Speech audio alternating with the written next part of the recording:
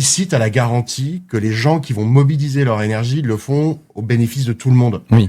On ne sert pas un intérêt. Est-ce que vous pouvez vous présenter, s'il vous plaît, pour notre chère audience? Donc moi c'est Thomas Biassi, donc je travaille à Radio France dans la direction de l'innovation qui est chapeautée par le monsieur à côté de moi. Je travaille sur plein de questions, notamment j'ai beaucoup travaillé sur les podcasts pendant des années. Et aujourd'hui on travaille beaucoup sur l'intelligence artificielle et comment s'en servir en gros dans nos métiers à la radio. Je m'appelle Mathieu Beauval et donc, je suis directeur de l'accélération et de l'innovation à Radio France. Effectivement, comme dit Thomas, on bosse beaucoup sur l'intelligence artificielle, énormément. C'est quoi le contrat particulier qu'on a, nous, avec notre audience, comparé à d'autres médias qui sont privés? Le service public, il a 4 missions fondamentales. Éduquer, divertir, informer.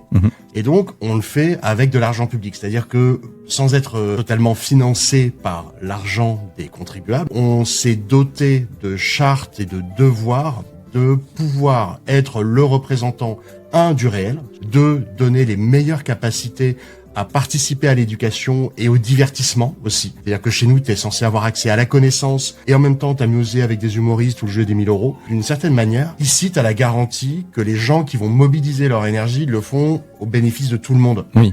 On sert pas un intérêt. Exactement. Ça, c'est hyper important. Est-ce que c'est l'intelligence artificielle qui rythme le cœur de vos journées à l'heure actuelle? Je dirais oui et non parce qu'en fait il y a quand même tout un volet technique et donc comment on les fait découvrir aussi aux gens. Donc il y a aussi un volet je pense pédagogique qui est hyper fort en fait. L'idée c'est d'arriver à mettre de l'IA au bon endroit quand tu es un média de service public. Donc tu peux pas faire n'importe quoi.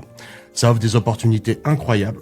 En même temps, c'est porteur d'un risque aussi tout aussi incroyable. Quand tu vois ce que l'IA peut apporter en termes de désinformation, de manipulation d'information, de transformation du réel. On a quand même un boulot à Radio France, c'est d'être les gardiens de ce réel. Et donc, on a un contrat. Toi, tu as un contrat avec ton audience. Nous, on a un contrat avec les auditrices et les auditeurs. Donc, il faut qu'on le respecte. Quels sont les avantages pour les gens qui travaillent? Toi, demain, tu auras peut-être des outils autour de toi et tu auras peut-être des systèmes qui te permettront de produire ton live autrement. On met en place des algorithmes qui permettent d'améliorer la transcription. Par ailleurs, c'est pour ça qu'il n'y a pas encore tout de transcrit sur Radio France, parce qu'il y a des endroits où on estime que la qualité, même si on est très content de ce qu'on a, je pense que tu vois le matin, il y a des trucs qui sont pas possibles. Dans la transcription, tu as un petit formulaire.